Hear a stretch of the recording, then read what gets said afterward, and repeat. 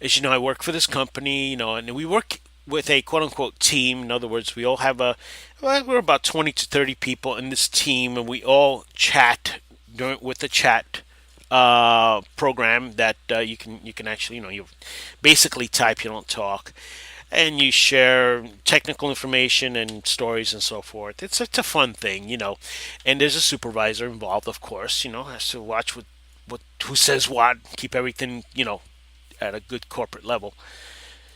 Um, this guy, and then you base relationships on this chat board because these are your coworkers, and I based a relationship with some people, and the first guy actually lived right here, right close by, and I said, "Well, let's meet for lunch." Hey, I'd like to lead. I'd like to see who I'm working with.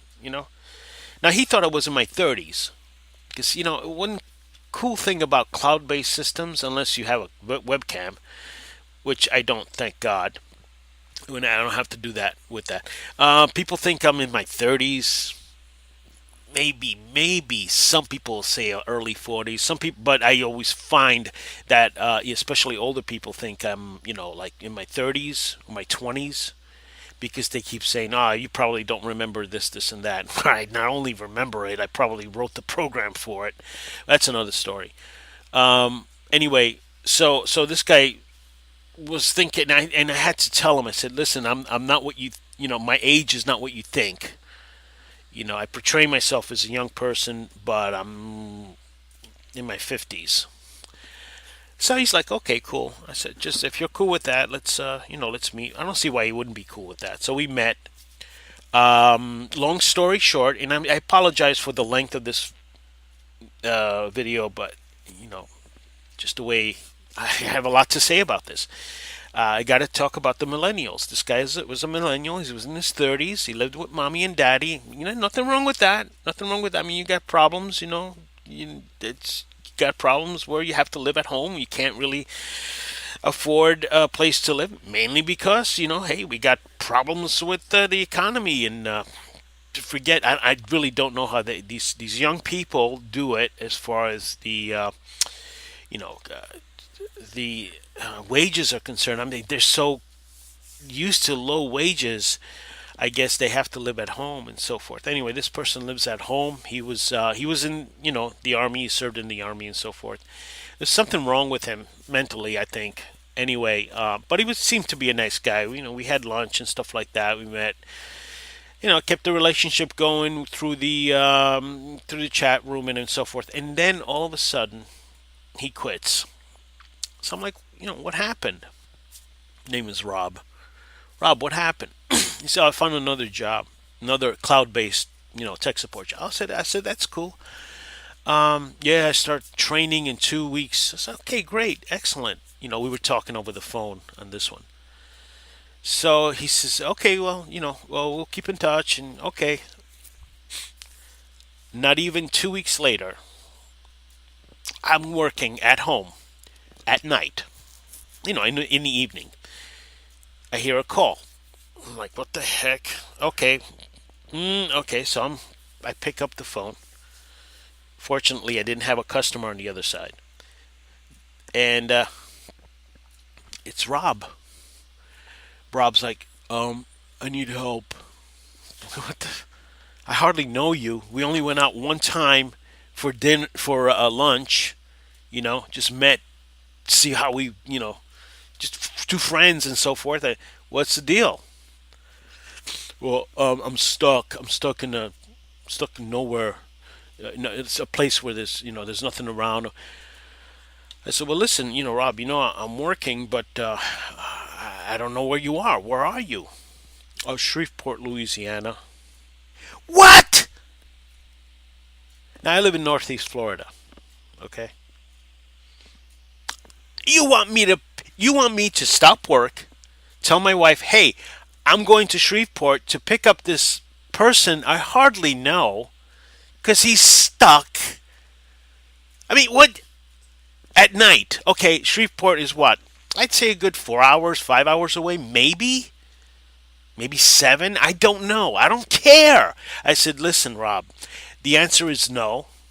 and I cannot do it, and I apologize. I told him just like that, I apologize, but I'm not going to do it. Please find someone else. There was nothing but quiet on the other side, like he couldn't believe what I was just saying. Okay, millennials, I don't know. I really don't know what the deal is with you gotta do stuff for me, that type of mentality. But really, honestly, it's late at night, extreme short notice. You want me to drive just say 6 hours one way to pick you up in nowhere's land and drive you back? I don't. Excuse the French. Really, I'm going to be speaking French quite a bit on this. I don't fucking think so. End of relationship. One more story, and I apologize again for the length of this video, but I have to tell you this. Another millennial. Nicer person, I believe. I don't know. He's still working for the company. I'm still in touch with him. Feel bad for these people. I really do. Because they're brought up in a depression. I mean, they don't realize that it's not, televised. Okay, you know what's televised? You know what's televised? This bullshit is televised right here. The nationwide defend your foes. Yeah, we the Clinton. Oh, did you see Earthbound? Yeah, this is what I'm getting to. Okay, this type of person is another millennial, 35 years old, over $80,000 in student loan debt. Okay, uh, he hates his parents, hates them, but he lives at home.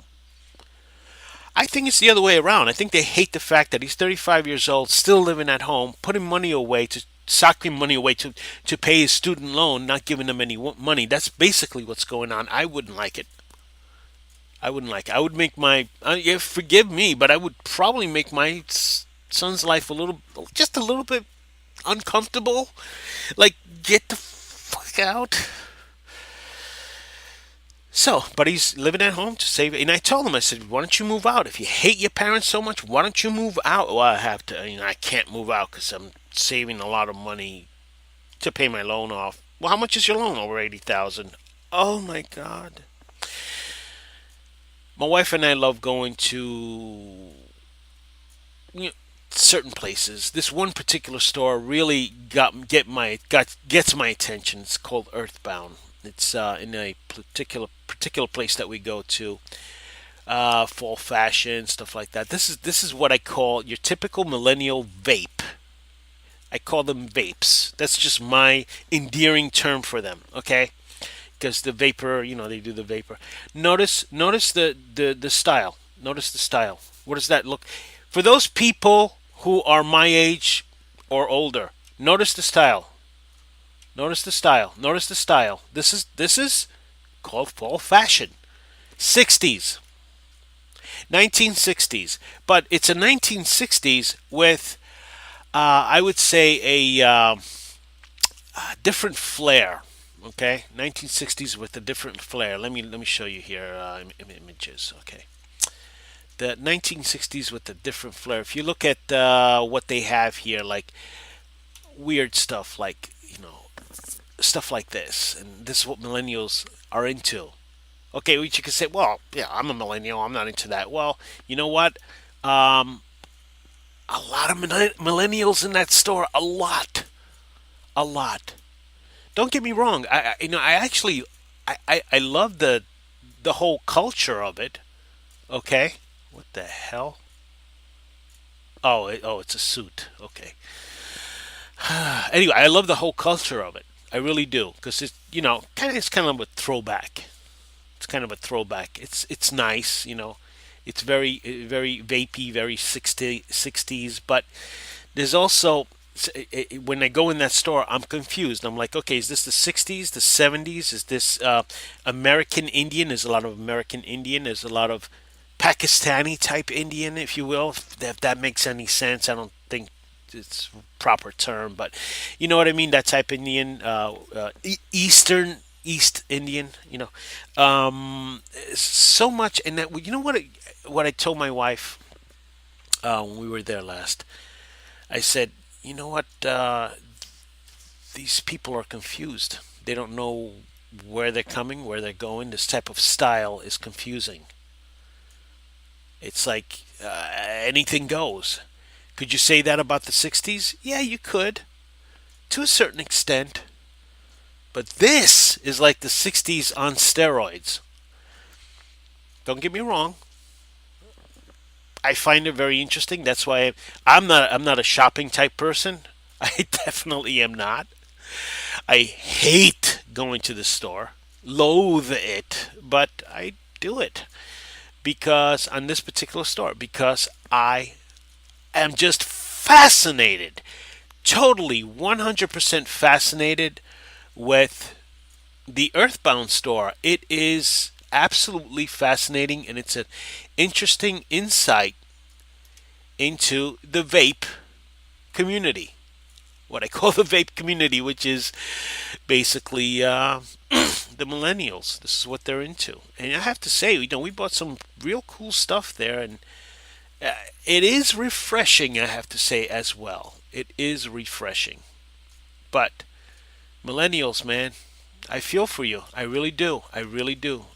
I just explained about two. I just told you about two people, two millennials that I try and help them out, but they're having issues, and I don't know if all millennials are having this particular type of generational issue or whatever. I don't know what the heck is going on with that, but I'll tell you one thing: it's a particular generation I am glad I'm not part of. I'm glad I had my generation was the 70s.